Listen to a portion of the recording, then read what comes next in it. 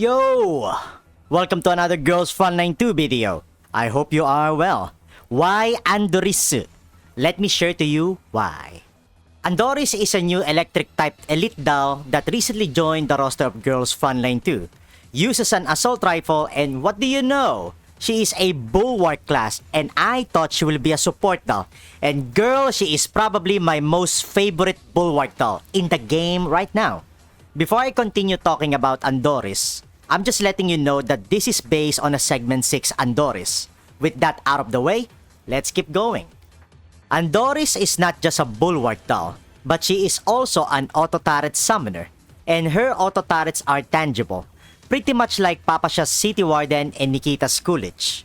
The great thing about having tangible summons is you can give the enemy an extra target to deal with, which can help your dolls recover and take a break from taking too much damage.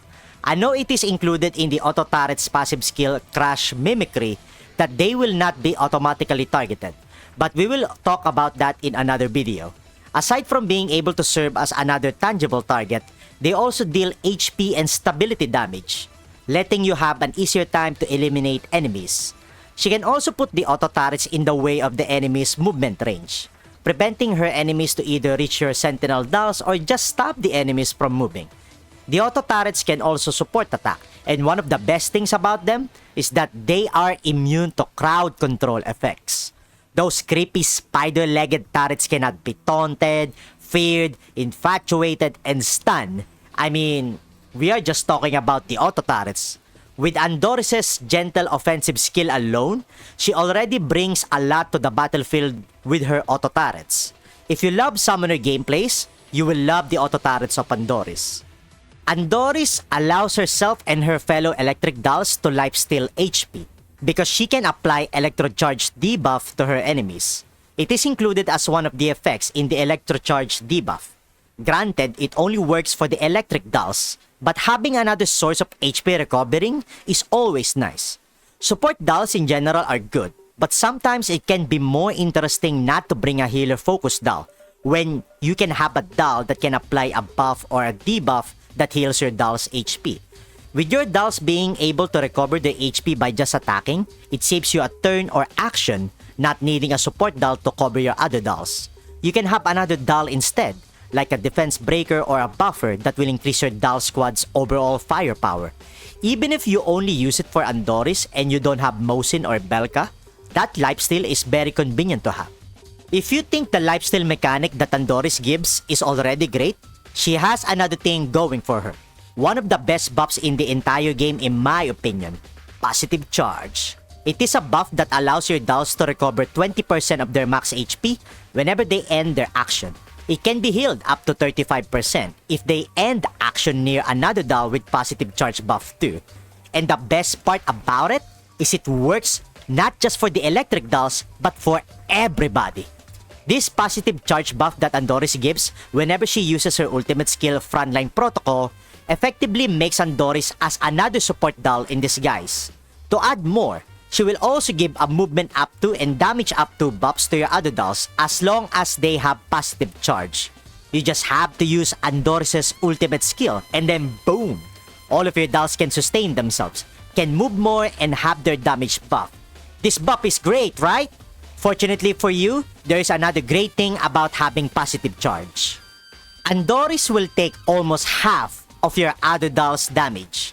If you take a look at her passive skill Delayed Response, Andoris shares 45% of the initial damage as long as your other dolls have the Positive Charge buff. Initial damage is basically raw damage. In short, be happy it is not final damage. The fact that Andoris takes almost half of the damage by just literally standing anywhere on the battlefield makes her a very good bulwark in that regard. Just need to make sure you were able to use Andoris' ultimate skill. She can save your other dolls from getting one-shotted or getting staggered by the most challenging enemies, especially bosses in expansion drills or crossroad challenges. Now you might be thinking, will she not die easily from taking damages for her allies? No. Andoris has a lot of ways to recover her HP, such as self-diagnosis, positive charge, attacking an enemy with negative charge, or even getting hit herself. She protects your entire team from getting eliminated quickly. As long as Andoris exists on the battlefield, you can rest assured that your Dal squad will stay alive for quite a long time. Normally, in Girls Frontline 2, you will need those covers to get that damage reduction. But Andoris, she does not need any cover. And with the state of the game introducing more boss fights that have limited amount of unbreakable or even breakable covers, your options of relying on the battle environment for damage reduction becomes scarce.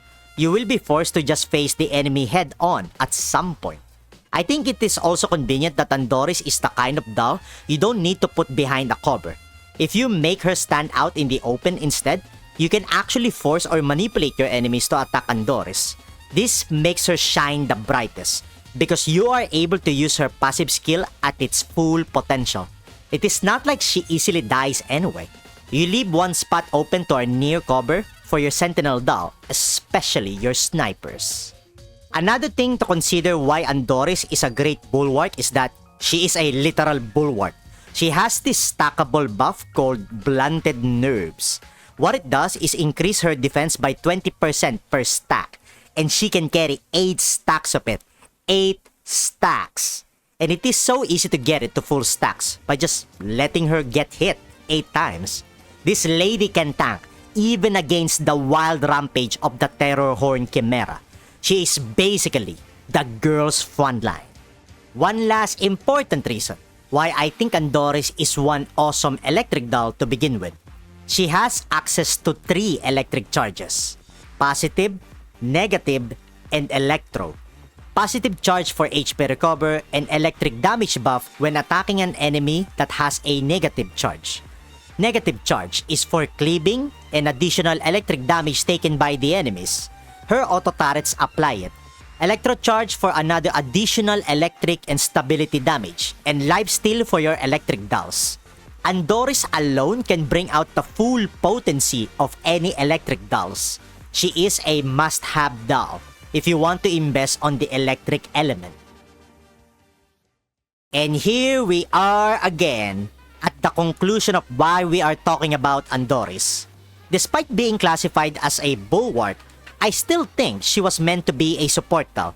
Being able to summon, buff electric damage, gives lifesteal to electric dolls, HP recover for everybody, and takes almost half the damage?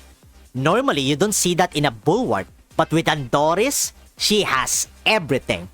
Can we consider her overpowered? Definitely, but not in a negative way.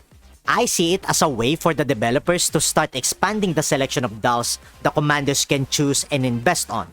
Honestly, Andoris is a godsend because the recent content and new mechanics of Girls Frontline 2 are starting to become more difficult to deal with. Having new dolls that tends to do more than what they should normally have is very motivating.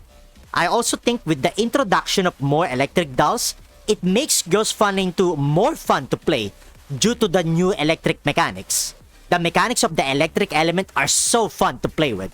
Even without other electric dolls around, Andoris and her auto turrets can still make the most out of the electric mechanics. I know a lot of us can be quite picky on who to spend our collapse pieces, but honestly, even if you are not investing on the electric element, you should get at least Andoris, even just on segment 0.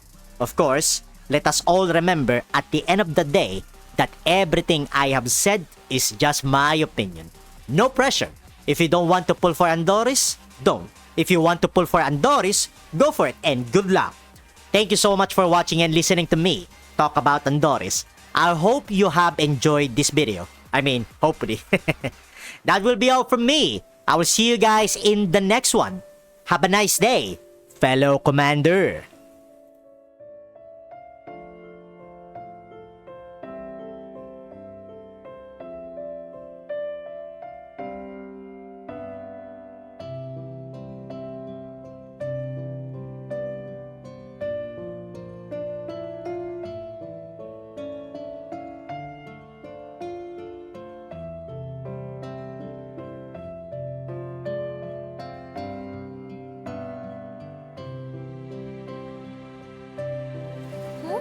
Huh?